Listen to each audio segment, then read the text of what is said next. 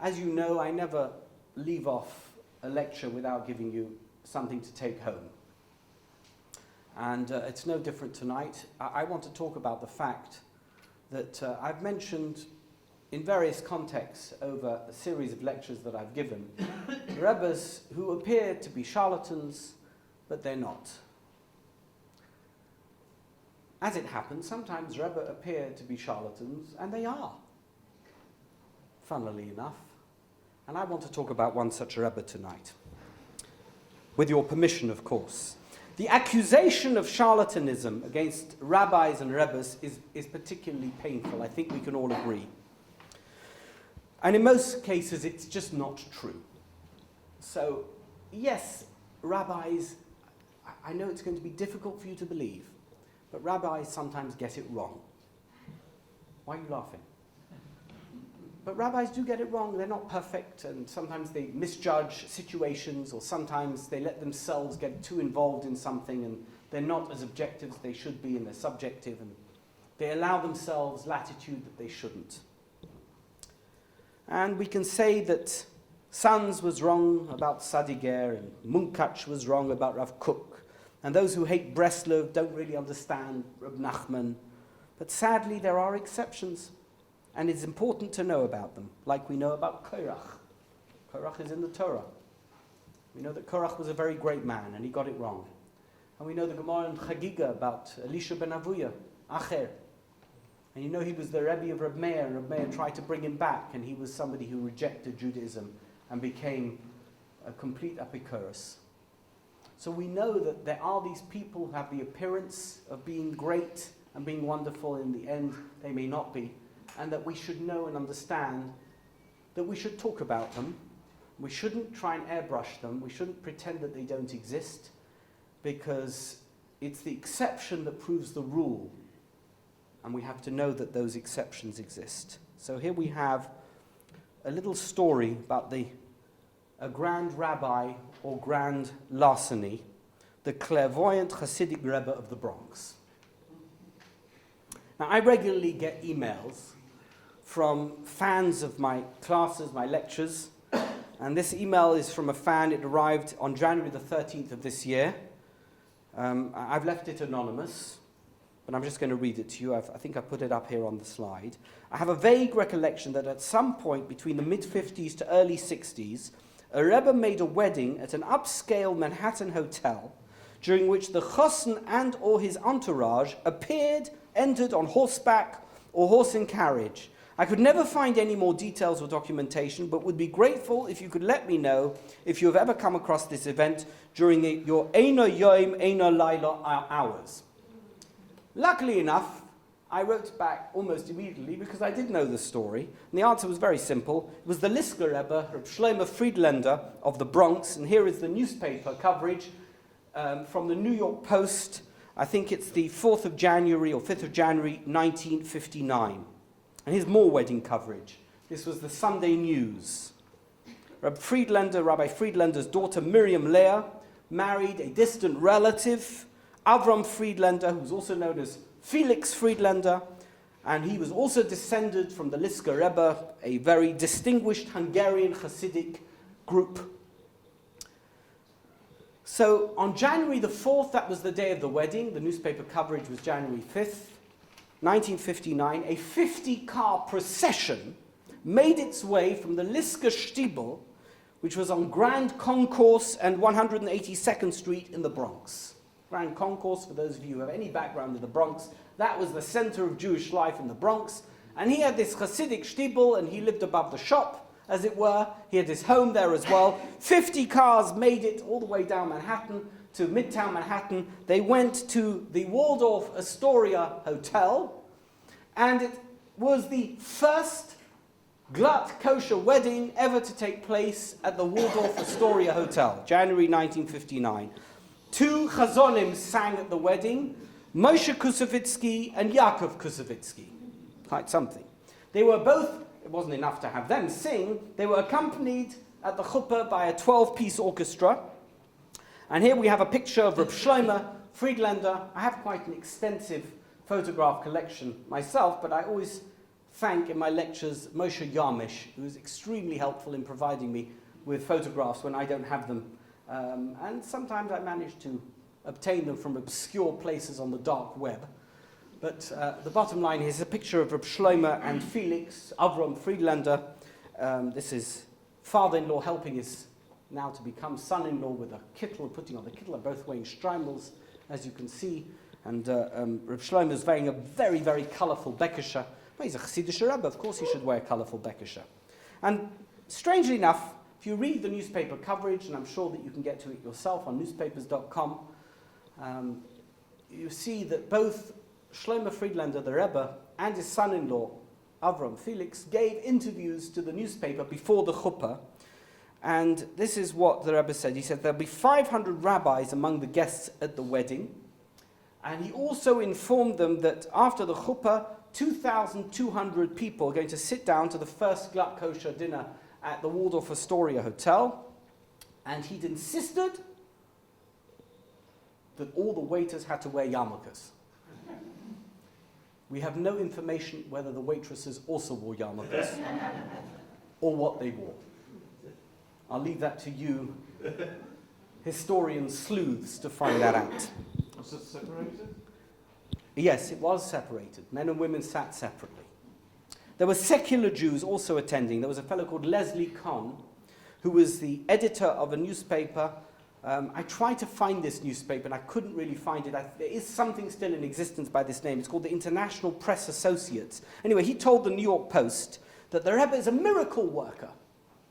Gushing interview about Reb Shlomo Friedlander. According to him, the Rebbe had saved Jackie Gleason, a quite famous American actor, from committing suicide in 1957. I spent a number of hours trying to find this story in any other location besides for this newspaper interview, and I couldn't, but I'm just repeating it here for your information. It's an amazing story. This story about the grand wedding of the Grand Rabbi's daughter in the Waldorf Astoria in 1959. But what's more amazing than anything is that none of you have ever heard about it, right? None of you have ever heard about this miracle-working rabbi from the Bronx. You would think that a miracle-working rabbi who makes a wedding attended by 2,200 people sitting at a dinner, you'd have heard something about him over the years. We've heard nothing about him. Now, there is a Lisker Rebbe in Borough Park. In case any of you have been to Borough Park, there's a nice little Stiebel, Lisker Stiebel. The Lisker Rebbe is a son, Ezra Friedlander, who is a political lobbyist. I met him actually at the White House Hanukkah party. He introduced himself to me. I don't know if he's the next Lisker Rebbe, that I can't tell you. What I can tell you is if you look at the Lisker Wikipedia page, and I'm sure you're all going to run home now and look at the Lisker Wikipedia page, you'll discover it gives you the whole lineage of the Lisker Rebbes. And this Shlomo Friedlander and all of his progeny are not mentioned. They've been airbrushed completely out of the picture. They don't exist. He's not there, the miracle rabbi. Only the Borough Park branch seems to be in there. Anyway, the first time this miracle-working Lisker Rebbe is mentioned in the press is a front-page story in New York's tabloid Sunday News on May the 17th, 1953. Here we have that. Interesting that the other headline was "Dig That Garbage." So they do for lost items. Beat path to Bronx miracle rabbi. He's a miracle rabbi. The rabbi's father was the Lisker Rebbe of Tzvi Hirsch Friedlander. He was the third rabbi to hold that title, the Lisker Rebbe. The village Olas Lisker is in Hungary, and according to the article, the Rebbe arrived in the United States after surviving the Holocaust and set himself up in the Bronx. Now, information I've come across elsewhere is that, in fact, the Rebbe was very well known as a counterfeiter. He produced counterfeit cash, and the way he got away with it in Hungary was he hid the printing machine in the ohel of the Rebbe, the previous Lisker Rebbe's tomb. And of course, the police wouldn't go in there because it would be sacrilegious. Eventually, it was discovered and he had to run away. And he made it to the United States with quite some money. And he set himself up in the Bronx. And according to this article, the Rebbe blessed sweepstake tickets. Can you see this? A rabbi who blesses sweepstakes tickets when asked by the holders, who accurately describes people he has never seen, given only their names, who can, according to his followers, foretell the future. He's living in the Bronx, where he's visited daily by men and women, Jew and non-Jew, seeking his advice. The article also said he's the only remaining miracle rabbi in the world. I'm sorry, I'm out of business, apparently. So once again, we're faced with this question: why have we never heard of this clairvoyant, miracle-working rabbi, the Lisker Rebbe of the Bronx? So let me tell you the story. In the 1960s, Reb Shlomo Friedlander, here's a picture of him, posed. He became very well known as a faith healer. It seems that the wedding acted as a great promotional tool, and he regularly flew to Florida. He was paid by people to visit patients in hospitals and pray with them because he would make them better. In 1971, for example, the newspapers reported his visit to a young girl who'd fallen into a diabetic coma. Very famous story, not the story of his visit, but famous story of a girl called Edwarda Obara, a Catholic kid who fell somehow into a diabetic coma and was kept alive by her family for more than 40 years. She died in 2012. The Rebbe visited her. I have to tell you, it didn't do much good. He also visited a young boy called Ronald Friedman, a Jewish boy who was injured in a car accident. And as you can see here in the picture, I'm not sure if it's in this picture, I may have another picture, he placed a Sefer Torah onto the boy's chest and prayed with him. It didn't seem to have helped because he died a few days later. You see, the Rebbe had, as the article said, an uncanny ability to know things about people that he shouldn't have known, which was why, of course, he was referred to as the miracle worker. Because people would walk into him and he'd look at them and he'd say, "Your name is Chaim, and you have a wife and 3 children. One of them's sick, and that's why you're here to see me.